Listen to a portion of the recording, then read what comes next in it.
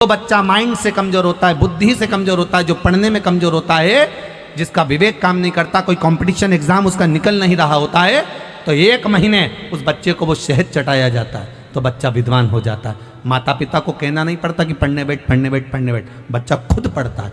माता पिता नहीं कहते फिर कि पढ़ने बैठो, वो खुद पढ़ेगा। सीता जी को ध्यान आया, हाँ मैंने एक गलती करी थी, जो फूल आए थे उसमें से मैंने पुष्प को सूंघ लिया था। भगवान राम को बिना दिए, राम जी के बिना सुगंधित लिए मैंने सूंघ लिया। अब क्या करूं? अब बोलो क्या करा? देव ऋषि नारद ने कहा, माता जानकी एक काम करिए, अब तुलसी के पत्र को कहिए कि कमल के पुष्प की जो सुगंध ली है उसको छोड़कर अगर मैंने पति की सेवा में कोई कमी रखी हो और उनसे कोई चीज बिना दिए मैंने समर्पित कर ली हो, बिना दिए मैंने अगर ग्रहण कर ली हो, तो मेरा ये तुलसी का पत्र अगर ऐसा हो तो अवश्य लगे। अगर कुछ रह गया हो, कमल के पुष्प की सुगंध के सिवाय अगर मैंने कुछ रह गया हो। सीता जी ने विनती करी, तुलसी का पत्ता उड़ा, उड़कर वापिस पुनः उसी डाली में वापिस लग गया, वापिस लग गया। देव ऋषि नारद से माता जानकी जी ने कहा, अब तो आप भोजन करेंगे ना मेरे हाथ का? सीता जी बोली, आप भोजन करोगे ना देव ऋषि नारद? नारद जी बोले, हाँ अब मैं भोजन करूंगा, चलो माँ चलते। तब देव ऋषि नारद ने जानकी जी के हाथ का भोजन ग्रहण करा। ध्यान देना, आंवला नवमी के दिन आंवले के वृक्ष की पत्ती मत तोड़ना। जिस दिन माता तुलसा का स्मरण कर रहे हो, द्वादशी तिथि हो, चतुर्दशी तिथि हो, संक्रांति हो, आदिकादिक जो तिथियों का वर्णन करा गया है विष्णु पुराण आदिक में, उन तिथियों को तुलसी का दल मत तोड़ो। अब आप लोग कहोगे गुरुजी वैकुंठ चतुर्दशी आएगी तो उस दिन तो आप बताते हो कि हरिहर मिलन होता है, रात्रि को 12 बजे से लेकर सुबह 4 बजे तक शंकर भगवान पर तुलसी चढ़ती है वर्ष में एक बार, और भगवान लड्डू गोपाल पर, शालिग्राम भगवान पर बेलपत्र चढ़ती है। उस बेलपत्र और तुलसी को सुबह 4 बजे से पहले पहले शहद की शीशी में रखा जाता है, और उस शहद को जो बच्चा माइंड से कमजोर होता है, बुद्धि से कमजोर होता है, जो पढ़ने में कमजोर होता है, जिसका विवेक काम नहीं करता, कोई कंपटीशन एग्जाम उसका निकल नहीं रहा होता है, तो 1 महीने उस बच्चे को वो शहद चटाया जाता है तो बच्चा विद्वान हो जाता है। माता पिता को कहना नहीं पड़ता कि पढ़ने बैठ पढ़ने बैठ पढ़ने बैठ, बच्चा खुद पढ़ता है। माता पिता नहीं कहते फिर कि पढ़ने बैठो, वो खुद पढ़ेगा। तो वैकुंठ चतुर्दशी के दिन आप कह रहे हो कि चतुर्दशी के दिन तुलसी नहीं तोड़ना चाहिए, द्वादशी के दिन तुलसी नहीं तोड़ना चाहिए, तो फिर वैकुंठ चतुर्दशी के दिन जो चढ़ाना है 1 दिन पहले आप उसको रख लो संजोकर।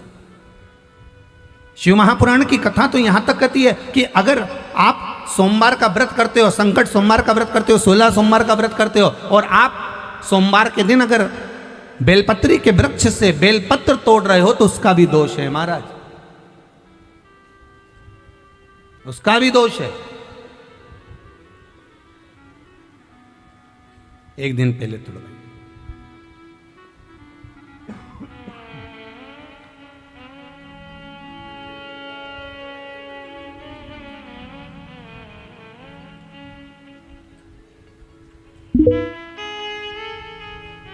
कई लोगों की तो आदत रहती है, आज सोमवार है आज ही पत्ती तोड़वाएंगे, उसका दोष लगता है। भगवान, कई लोग कहते हैं महाराज जी, एक माता जी ने लिखकर भेजा था, व्हाट्सएप पर भेजा हुआ था समिति के, कि गुरुदेव हम सारे उपाय करते हैं, इसके बाद भी हमको तकलीफ क्यों रहती है? कारण क्या है उसका? उसका कारण कोई दूसरा नहीं, देवताओं पर कभी दोष मत देना, कारण हमारा अपना होगा कि हमारा कार्य क्यों नहीं हो रहा, उसका कारण हम खुद हो सकते, हम खुद हो सकते। भगवान क्यों नहीं मिलता, उसका कारण हमारा खुद का है। जैसे मान लो कोई तुमसे कहे कि भैया देखो ये सामान मिला ना, और ये सामान मिला कर एक ये औषधि तैयार करना, और औषधि में तुम ये नींबू निचोड़ लेना, और नींबू निचोड़ कर जब तुम खाओगे तो तुम्हें आराम लग जाएगा, जब तुम पाओगे तो तुम्हारा रोग, तुम्हारी बीमारी है वो समाप्त हो जाएगी। अब तुमने तो खाया, उसके बाद भी तुम्हारा रोग समाप्त नहीं हुआ, बीमारी समाप्त नहीं हुई, तो तुम क्या कहोगे? उसने तो गलत बता दिया, बोलोगे कि नहीं बोलोगे? तो वो पूछेगा क्यों, मैंने बताया था तुमको ये लेना ये लेना ये लेना, साथ में नींबू निचोड़ना, नींबू निचोड़ कर उसका रस उसमें मिलाकर खा लेना, उससे तुम ठीक हो जाओगे। फिर ठीक क्यों नहीं हुए? उसका कारण क्या था? तुमने तो गारंटी ली थी कि मैं ठीक हो जाऊंगा, फिर गारंटी में गया कहाँ? आखिर वो गारंटी गई कहाँ? जब सियोर वाला महाराज इतना छाती ठोक ठोक के कहे कि ये करो इसके करने से ये फल मिलेगा, ये करो इसके करने से ये फल मिलेगा, फिर हमारा काम क्यों नहीं हुआ? हमें दुख क्यों मिला? हमें तकलीफ क्यों मिली? उसका कारण समझ लेना। तुमने तो कहा था कि नींबू निचोड़ना, ये दवाई खा लेना, तो आखिर वो दवाई असर क्यों नहीं करी? तो उन्होंने पूछा बताओ क्या क्या करा? हमने ये लिया ये लिया ये लिया, उसके बाद हमने नींबू काटा, नींबू काट के हमने नींबू निचोड़ा, नींबू निचोड़ के हमने फिर खाया, पर हमारी बीमारी तो मिटी नहीं। सबकी बीमारी मिट गई, फिर तू क्यों रह गया?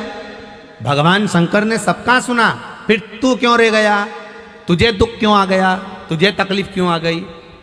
फिर से बता कि मैंने ये डाला ये डाला ये डाला, नींबू निचोड़ा, फिर उसको खाया, पर मुझे आराम नहीं लगा। उसका कारण क्या है? तो फिर जिसने दवाई बताई थी उसने पूछा ये बता कि तूने नींबू निचोड़ा तो कैसे निचोड़ा? कि ऐसे ही निचोड़ा। नहीं नहीं, नींबू तूने निचोड़ा तो निचोड़ा कैसे? अरे तो उसको काटा। अच्छा, तो काटा कैसे? कि लोहे के चक्कू से काटा।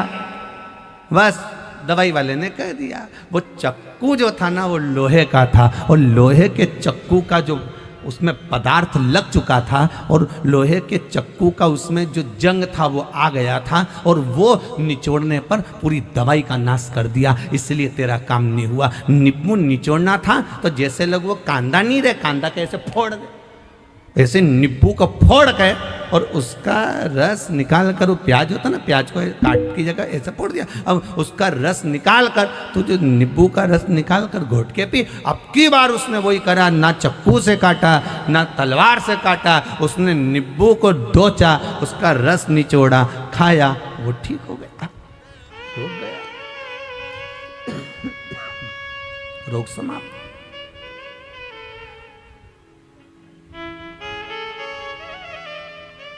अब गलती इसमें बताने वाली की थी क्या? जम के तो बोलो, बोलो तो थी। गलती किसकी थी? अपनी।